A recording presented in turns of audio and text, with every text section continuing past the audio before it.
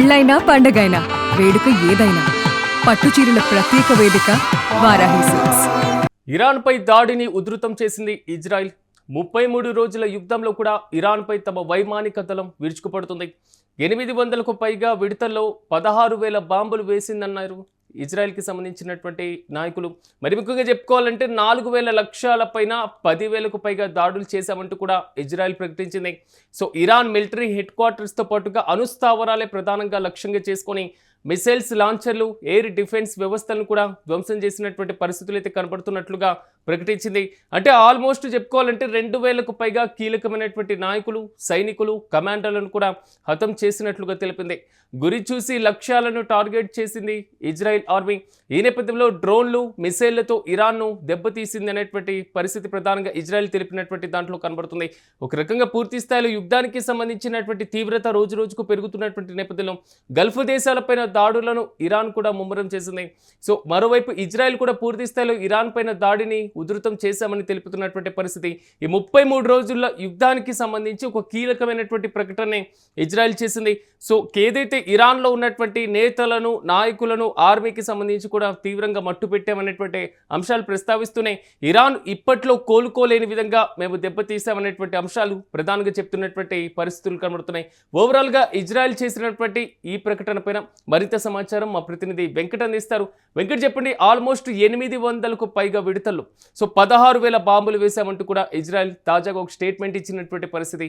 అసలు యుద్ధ తీవ్రత పైన ఇజ్రాయెల్ ఇప్పుడు పూర్తి స్థాయిలో ప్రకటన చేయాల్సినటువంటి అవసరం ఎందుకు వస్తుంది? అమెరికా సపోర్ట్ తగ్గి తాము కూడా ఈ విధంగా దాడి చేస్తున్నామనేటువంటి సంకేతం ఇవ్వడం అనుకోవచ్చా? సో పూర్తి అప్డేట్స్ ఏంటి? సిరాజ్, అంటే మనం యుద్ధానికి సంబంధించి చూస్తే ఎవరి వాదన ఇక్కడ ఎవరిది నమ్మటానికి లేదు. అంటే ఇరాన్ తక్కువ అంచనా వేసి వీళ్ళు మొదలు పెట్టినటువంటి యుద్ధంలో వీళ్ళు నష్టాలను భర్తీ చేసుకోవడానికి, వీళ్ళ నష్టాలను కవర్ చేసుకోవడానికి వీళ్ళు పదే పదే దానికి సంబంధించి హెచ్చరికలు చేయటం, పదే పదే వార్నింగ్లు ఇవ్వటం, ఇవన్నీ కూడా మనం చూస్తూనే ఉన్నాం. అంటే ఇరాన్ ఇంత నష్టపోయింది, ఇరాన్ వైమానిక దళం, నిన్న కూడా రాత్రి కూడా ట్రంప్ మాట్లాడుతూ అసలు ఇరాన్ కు వైమానిక రక్షణ దళం లేదు, అదే విధంగా వాళ్ళ వైమానిక వ్యవస్థ మొత్తం కుప్పకూలిపోయింది, సైన్యం లేదు, గ్రౌండ్ ఫోర్స్ కూడా లేదు అంటూ కూడా కొన్ని కీలక వ్యాఖ్యలు అయితే చేస్తూ వచ్చాడు. కానీ అలాగే ఇజ్రాయెల్ కూడా ఇరాన్ మీద దాడులు ఉధృతం చేసేవాళ్ళు పదే పదే చెప్తూ వస్తుంది. కానీ అక్కడ ఇరాన్ కూడా రియాక్ట్ అవుతోంది, ఘాటుగానే రియాక్ట్ అవుతోంది. నిన్న బహ్రెయిన్ మీద కూడా వాళ్ళు అటాక్ చేశారు. చెప్పినటువంటి టైంకి వాళ్ళ మాట నిలబెట్టుకుని బహ్రెయిన్ మీద అమెజాన్ వెబ్ సర్వీసెస్ మీద వాళ్ళు చేసినటువంటి అటాక్స్ చాలా తీవ్ర రూపం దాల్చినటువంటి పరిస్థితి ఉంది. కాబట్టి ఇక్కడ ఇజ్రాయెల్ మాటలు నమ్మడానికి లేదు, అటు ఇరాన్ మాటలు నమ్మటానికి లేదు, ఇటు అమెరికా మాటలు నమ్మటానికి లేదు అన్నట్టుగానే ఉంది పరిస్థితి. కానీ ఇక్కడ ఎక్కడా కూడా ఈ రెండు పక్షాలు కూడా ఎక్కడ బలహీన పడినట్టు ఎక్కడ కనపడటం లేదనే విషయం అయితే స్పష్టంగా చెప్పచ్చు. ముఖ్యంగా ఇరాన్ చేస్తున్నటువంటి దాడులు ఇజ్రాయెల్ మీద కూడా తీవ్ర స్థాయిలో ప్రభావం చూపుతున్నాయి. కీలకమైనటువంటి నగరాల్లో ఇబ్బంది, అంటే మౌలిక సదుపాయాలను ఇరాన్ టార్గెట్ చేస్తూ వస్తుంది. అలాగే ఇజ్రాయెల్ కూడా ఇరాన్ లో ఉన్నటువంటి ఇన్ఫాస్ నగరం కానీ కొన్ని కీలక నగరాల మీద కూడా దాడులు చేస్తూ వస్తున్నటువంటి పరిస్థితి ఉంది. కాబట్టి ఈ యుద్ధం ఎప్పుడు ముగుస్తుంది ఏంటి అనే దానికి సంబంధించి క్లారిటీ లేకపోయినా ఈ దాడుల తీవ్రత మాత్రం కొనసాగుతోంది. అంటే ఇరు పక్షాల్లో కూడా కీలక నాయకులు, కీలక వ్యక్తులు ప్రాణాలు కోల్పోతున్నటువంటి పరిస్థితి ఉంది.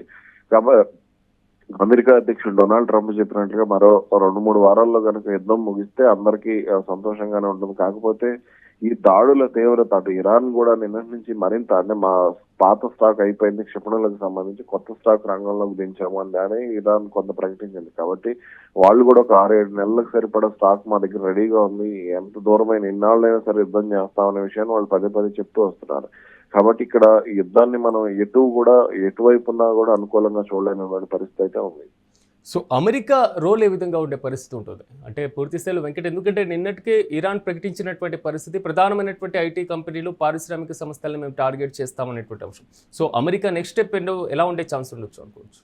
ఇక్కడ ఇజ్రాయెల్ నష్టపోయిన దానికంటే కూడా అమెరికా నష్టపోయింది ఎక్కువగా ఉందనే విషయం అయితే స్పష్టంగా చెప్పచ్చు. ముఖ్యంగా అమెరికాకు సంబంధించినటువంటి ఆర్థిక వ్యవస్థ కుప్పకూలిపోతుంది యుద్ధం కారణంగా. వాళ్ళ యుద్ధానికి దాదాపు ఇప్పటి వరకు మన కరెన్సీలో 5 లక్షల కోట్ల వరకు ఖర్చు చేశారు. ఇంకా నష్టపోయిన సైనిక ఆస్తులు నష్టపోవడం కానీ, అలాగే వాళ్ళ డ్రోన్ల నష్టం కానీ, రీపర్ డ్రోన్స్ నష్టం కానీ, క్షిపణుల నష్టం కానీ, ఇవన్నీ కూడా SM-2, SM-3 క్షిపణుల నష్టం కానీ ఇవన్నీ కూడా చాలా తీవ్రంగా ఉన్నాయి. కాబట్టి ఇక్కడ అమెరికా నష్టం ఎక్కువగా ఉంది. అమెరికా ఎంత అంటే ఇజ్రాయెల్ కోసం యుద్ధం చేస్తుంది అనే విషయం అయితే ప్రపంచానికి స్పష్టంగా అర్థమవుతుంది. ఇక్కడ అమెరికా జరుగుతున్నటువంటి నష్టం గురించి మాత్రం అమెరికా సైనిక అధికారులు అటు పెంటగాన్ నుంచి కానీ ఇటు వైట్ హౌస్ నుంచి కానీ ఎక్కడ కూడా రియాక్ట్ కావడం లేదు. అయితే మళ్ళీ నిన్న ట్రంప్ వాళ్ళకి ఏ కండిషన్స్ లేకుండా యుద్ధం ముగిస్తాము, డీల్స్ లేకుండా యుద్ధం ముగించేస్తామని చెప్పాడు. మళ్ళీ రాత్రి ఏదో మళ్ళీ ఒప్పందం అయితేనే యుద్ధం చేస్తాం, లేదంటే మళ్ళీ దారిలో అంటే ఇట్లా అమెరికా కూడా వాళ్ళ మాటలకు క్లారిటీ లేదు. అమెరికా అధ్యక్షుడు డొనాల్డ్ ట్రంప్ చెప్తున్న మాటలకు క్లారిటీ లేదు. అసలు ఇజ్రాయెల్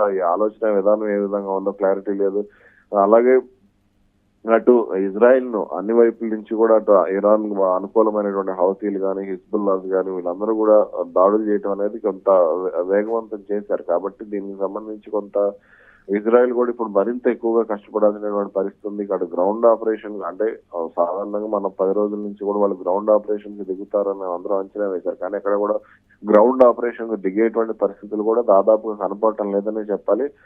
ఫైనల్ గా ఏది ఎలా ఉన్నా సరే ఇరుపక్షాలకు కూడా తీవ్ర నష్టమే జరిగింది. ఇజ్రాయెల్ మాత్రం తమకు అనుకూలంగా చెప్పుకునేటువంటి ప్రయత్నం మాత్రమే చేస్తోంది. Right Venkat, thank you. 33 రోజుల యుద్ధంలో కూడా ఇరాన్ పైన తమ వైమానిక దళం 800కు పైగా విడతల్లో 16,000 బాంబులు వేసిందంటూ కూడా ఇజ్రాయెల్ ప్రకటించింది. 4,000 లక్ష్యాల పైన 10,000కు పైగా దాడులు చేస్తామంటూ కూడా పూర్తి స్థాయిలో ప్రకటన. మరి ముఖ్యంగా చెప్పుకోవాలంటే ఇరాన్ మిలిటరీ హెడ్ క్వార్టర్స్, మరి ముఖ్యంగా అణుస్థావరాలు, మిసైల్స్ లాంచర్లు, ఎయిర్ డిఫెన్స్ వ్యవస్థలను ధ్వంసం చేస్తామంటూ కూడా ప్రకటన. 2,000కు పైగా కీలకమైనటువంటి నాయకులతో పాటుగా సైనికులు, కమాండర్లు హతమైనటువంటి పరిస్థితి కనబడుతుంది. ఇది ఖచ్చితంగా ఇంతమందిని మేము చంపేశాం, ఇంత భారీ స్థాయిలో దాడి చేశాం అనేది మాత్రం ఇజ్రాయెల్ ప్రకటించింది. గురి చూసి లక్ష్యాలను టార్గెట్ చేసింది ఇజ్రాయెల్ ఆర్మీ. అయితే డ్రోన్లతో పాటుగా మిసైల్స్తో ఇరాన్ను దెబ్బతీసేటువంటి పరిస్థితి అయితే మాత్రం చాలా స్పష్టంగా కనబడుతుంది అనేది మాత్రం ఇజ్రాయెల్ చేసినటువంటి కామెంట్.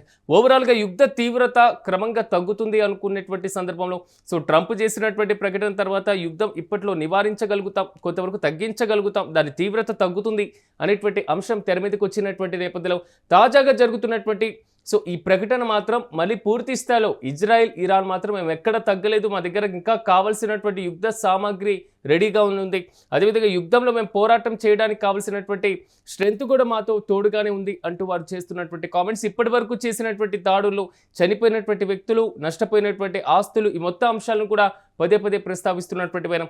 ఇలాంటి సందర్భంలో ఇజ్రాయెల్ కూడా తగ్గేదే లేదు అంటూ మాత్రం ముందుకు వెళ్తున్నటువంటి పరిస్థితి కనబడుతుంది. ఇంకా దాడులను ఉధృతం చేస్తామంటూ కూడా ప్రకటించినటువంటి తీరు కనబడుతుంది. ఇరాన్ కూడా అమెరికాకు సంబంధించినటువంటి ఆర్థిక వ్యవస్థలు, మరి ముఖ్యంగా ఐటీ కంపెనీలు, పారిశ్రామిక వ్యవస్థలనే లక్ష్యంగా చేసుకొని దాడులు చేస్తామంటూ కూడా ప్రకటించినటువంటి పరిస్థితి. అమెరికా మాత్రం తీవ్రంగా నష్టపోతున్నటువంటి సిచ్యువేషన్స్ కనబడుతున్నాయి.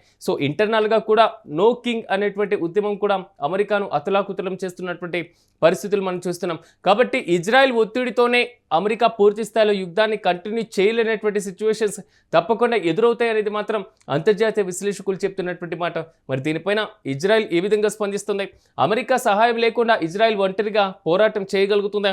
దీంతో పాటుగా గల్ఫ్ దేశాలు కూడా తీవ్రంగా నష్టపోయినటువంటి నేపథ్యంలో ఇరు దేశాలు ఏదైతే ఇరాన్, ఇజ్రాయెల్ ఇప్పట్లో తగ్గేటువంటి పరిస్థితి లేనప్పుడు గల్ఫ్ దేశాలు మాత్రం తీవ్రంగా ఆర్థికంగా నష్టపోతున్నటువంటి పరిస్థితి. అత్యంత కీలకమైనటువంటి సౌదీ అరేబియా, దుబాయ్ లాంటి సిటీస్లో కూడా భారీగా నష్ట తీవ్రతను కూడా చూస్తున్నటువంటి పరిస్థితులు.